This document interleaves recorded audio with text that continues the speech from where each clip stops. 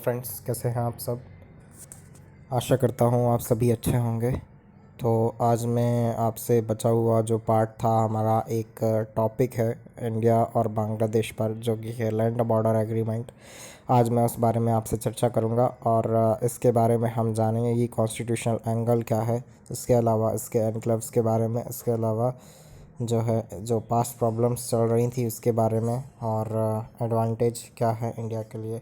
तो ये सारे जो टॉपिक होंगे वो आज मैं आपसे डिस्कस करूँगा। सो जो फर्स्ट टॉपिक है हमारा वो है पास्ट गवर्नमेंट प्रॉब्लम्स फेस्ड। और गवर्नमेंट फेस्ड व्हाट प्रॉब्लम्स। सो इन 1974, तो 1984 तो 74 में जो है वो दोनों ही गवर्नमेंट ने ये निर्णय लिया कि दोनों की लैंड बॉर्डर एग्रीमेंट को वो तैयार हैं डिमार्केट करने के लिए, जिसके तहत उन्होंने स्मॉल टेरिटरीज़ जो है वो एक्सचेंज करने का उनके बीच में निर्णय हुआ, जिसके चलते हमारी इंडियन गवर्नमेंट ने 119th कॉन्स्टिट्यूशन अमेंडमेंट बिल निकाला।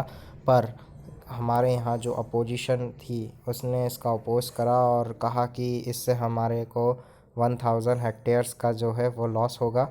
इसके अलावा जो है वो सेसेशनिस्ट टेंडेंसी पैदा होगी। जैसे एक कंट्री से अगर दूसरी कंट्रीज़ में हम किसी पार्ट को मिलाते हैं तो वो जो लोग हैं वहाँ के वो सेसेशन करेंगे, या फिर हो सकता है कि गवर्नमेंट्स भी ना माने। तो ये जो है रीज़न्स दिए थे अपोजिंग जो अपोजिशन पार्टीज़ में हैं उन्होंने, या फिर कह सकते हैं इसके जो भी अपोजिशन आए थे उनमें ये दो काफ़ी थे। अब नेक्स्ट है एनक्लेव्स। एनक्लेव्स में हम देखते हैं कि जो मीनिंग है वो ये है कि a portion of territory surrounded by a larger territory whose inhabitants are culturally और एथनिकली डिस्टिंक्ट, जो पूरी तरीके से जो है और कल्चरली और एथनिकली डिस्टिंक्ट हों। जैसा कि आप यहाँ देख सकते हैं कि ये दो मैप हैं, यहाँ पर भी आपको दिख रहा होगा, ये सेम मैप्स हैं। और फिर भी अगर किसी को ना समझ में आए तो आपको फिर भी मैं आपको इससे समझाने की कोशिश करूँगा। ये जो मैप है काफ़ी अच्छा ही है कि आप देख सकते हैं कि जो ये वाला है ये पार्ट है हमारे इंडिया का, और ये जो है वो बांग्लादेश।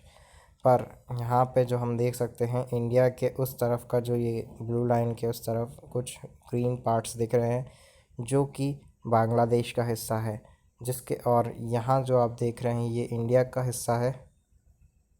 तो ये जो है इंडिया का हिस्सा है, तो इसके तहत जो ये है वो एन्क्लेव्स हैं, और जो ये पार्ट्स हैं वो पूरे वेस्ट बंगाल से डिफरेंट होंगे। जो ग्रीन पार्ट्स हैं वहाँ, वैसे ही जो बांग्लादेश में हैं जो ऑरेंज पार्ट्स आपको दिख रहे हैं वो पूरे जो है डिफरेंट होंगे बांग्लादेश से। इनका जो है कल्चरली और एथनिकली जो है वो रिप्रेजेंटेशन बिल्कुल अलग होगा, जिसके चलते हमने ये सोचा कि हम क्यों ना अपना लैंड बॉर्डर एग्रीमेंट करें, और जो जहाँ जो जो टेरिटरी हैं वहाँ के लोगों को वहीं की सिटीजनशिप दी जाए। मतलब कि जो ऑरेंज पार्ट देख रहे हैं आप बांग्लादेश में, उनको वहीं बांग्लादेश की सिटीजनशिप दे दी जाए, और वैसे ही जो आप वेस्ट बंगाल में जो ग्रीन पार्ट देख रहे हैं उन्हें इंडियन सिटीजनशिप दी जाए।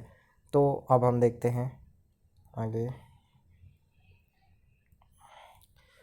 आप यहाँ देख सकते हैं कि जो सेकंड पॉइंट्स में क्या बोला है कि in international law state exercise their sovereignty over their territory. There is no requirement that such territory must be geographically contiguous और geographically proximate। एक ही मतलब है कि ऐसा ज़रूरी नहीं है। पूरे जो है इंटरनेशनल लॉ में ये कहा गया है कि जो है स्टेट की जो टेरिटरी है उस पर उसकी पूरी सॉवरेनिटी होती है, और ये ज़रूरी नहीं है कि वो जोग्राफिकली प्रॉक्सिमेट हो वो एरिया जो टेरिटरी है। मान लिया जाए कि इंडिया के जब विभाजन हुआ था तो जो पाकिस्तान था वो दो हिस्सों में बट गया था। एक तो जो कि आजकल का बांग्लादेश जिसे हम कहा जाता है कि आज जो बांग्लादेश कंट्री है वो भी पाकिस्तान ही था, और जो आज पाकिस्तान है वो भी दोनों दो हिस्से होते थे। तो एक लेफ़्ट में था और एक राइट में इंडिया के। तो उस कारण से हम ये बोल सकते हैं कि यहाँ पे जो है हम ये देख सकते हैं कि इसमें एन्क्लेव्स का जो है एक आप नज़र, बट ऐसा तो हम ये बोल सकते हैं कि एक एग्ज़ाम्पल रखा है कि जो है अगर आपकी जो कॉन्टिगियस नॉन कॉन्टिगियस है जोग्राफिकली तो भी आपका ही एरिया है वो। तो इस हिसाब से हम देखते हैं कि 1971 के जो पहले था ये एग्जांपल दिया हुआ है मैंने। इसके अलावा हमारे जो इश्यूज़ हैं वो हम देखते हैं, तो इसमें कहा गया है कि जो इलीगल जो इमिग्रेशन है उसके लिए एक फ़र्टाइल ग्राउंड होता है। मान लीजिए कि आप आज कोई अगर ये जो इंडिया के जो पार्ट्स हैं यहाँ बांग्लादेश में, या फिर जो मान लीजिए कि ये जो पार्ट्स हैं ये इंडिया में हैं, ठीक है, तो ये यहाँ पर कोई से भी एरिया में जो है ये जा सकते हैं इधर इधर, और ये भी लोग यहाँ बांग्लादेश के कोई भी एरिया में आ सकते हैं जो इंडिया का पार्ट है। वहाँ से जो लोग हैं वो बांग्लादेश में जो है आ सकते हैं। तो इसके चलते जो है क्या होगा कि इलीगल इमिग्रेशन होगा। मान लीजिए कि है तो पार्ट सॉवरेनिटी अभी इंडिया की, लेकिन वो वहाँ उन पार्ट्स पे, लेकिन वहाँ से लोग आपस में आ तो सकते हैं और जा सकते हैं। इस कारण से इन्होंने क्या करा, लैंड बॉर्डर एग्रीमेंट, ये एक इशू था जो इलीगल इमिग्रेशन का था। इसके अलावा लेवल ऑफ बेसिक फैसिलिटीज़ जो थी available to all residents of enclaves, वो किसके बराबर नहीं होती थी। जो ये लोग थे यहाँ पे जो पार्ट था उसके जो लोग थे उनको वो फैसिलिटीज़ नहीं दी जाती थी जो बांग्लादेश को। वैसे ही ऐसा होता था जो यहाँ पे जो लोग रह रहे हैं उनको वो फैसिलिटीज़ नहीं दी जाती थी। जैसे यहाँ जो लोग रह रहे हैं उनको वो फैसिलिटीज़ नहीं दी जाती थी जो बांग्लादेश को मिल रही है। वैसे ही यहाँ पे जो लोग रहते थे, यहाँ जो लोग रहते थे ऊपर की तरफ जो कि, तो उन्हें वो फैसिलिटीज़ नहीं दी जाती थी जो इंडिया में दे रहे हैं। तो उसके चलते भी एक वो इशू था, ठीक है। तो नेक्स्ट इशू है जो वह है residents of enclaves have to face humiliation whenever they cross border. जब भी वो बॉर्डर क्रॉस करेंगे तो उन्हें जो है एक ह्यूमिलिएशन का सामना करना पड़ेगा, निरादर जैसे हम कह सकते हैं, तो वो जो है उन्हें सामना करना पड़े। ये भी एक इशू था उस समय। तो इसीलिए जो है लैंड बॉर्डर एग्रीमेंट करना पड़ा। और इसके चलते अब हम देखते हैं कि कैसे हुआ लैंड बॉर्डर एग्रीमेंट और क्या हुआ उसमें। तो यहाँ पे एक जो चीज़ है, यहाँ पे एक चीज़ मैंने थोड़ी सी गलत कर रखी है फ्रेंड्स, तो वो ये है कि ईयर जो है यहाँ वो 2015 आएगा। यहाँ पे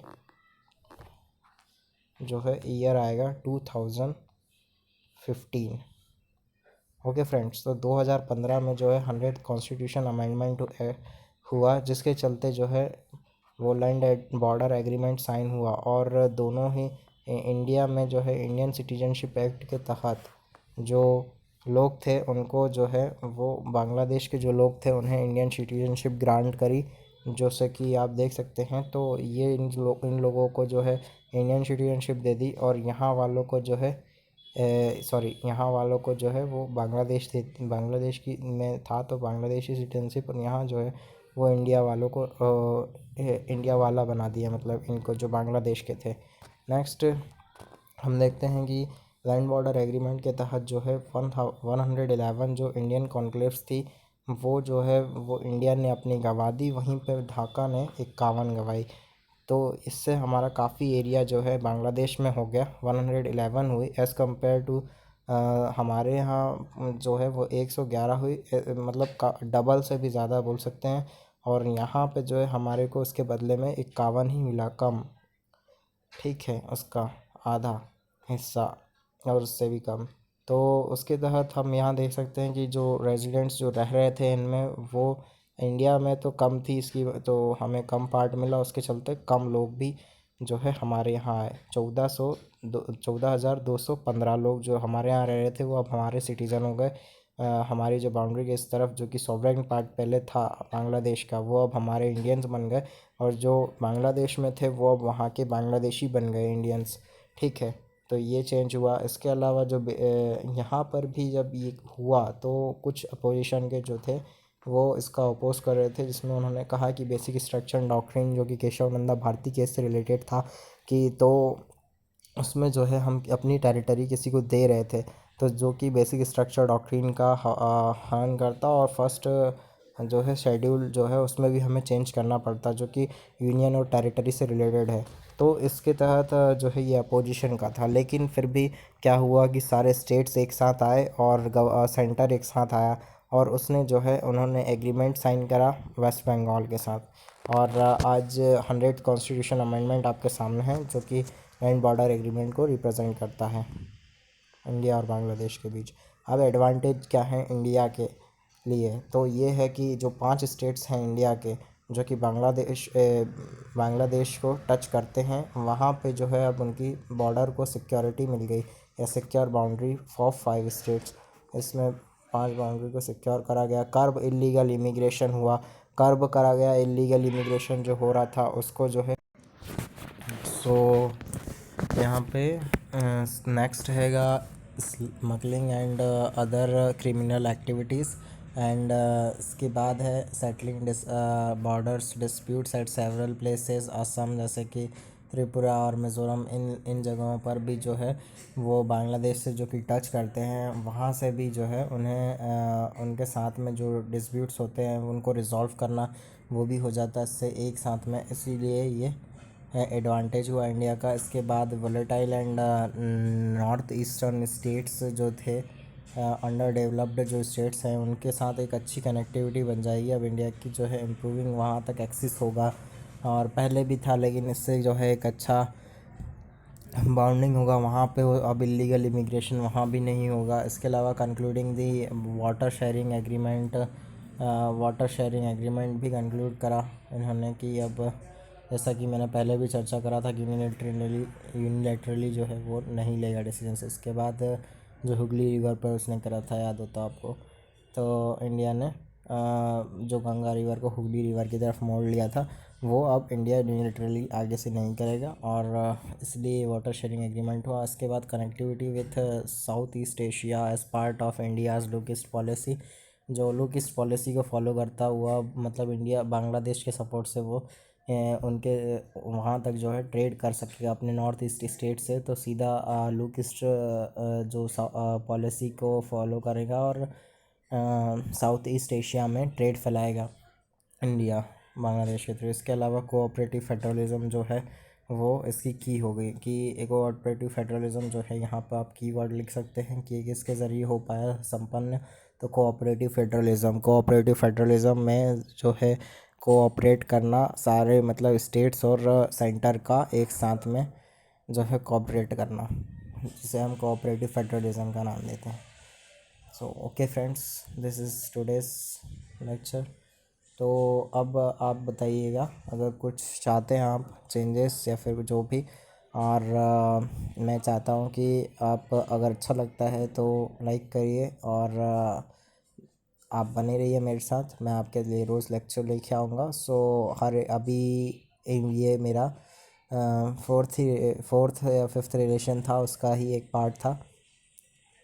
और हम मिलेंगे नेक्स्ट लेक्चर में अगले बायलैटरल रिलेशंस के साथ। तो यूपीएससी एस्पिरेंट्स और पीएससी एस्पिरेंट्स आपके लिए काफ़ी इम्पॉर्टेंट है, और जनरल पॉइंट ऑफ व्यू से भी इम्पॉर्टेंट है ये, ठीक है। सो बाय फ्रेंड्स, थैंक यू।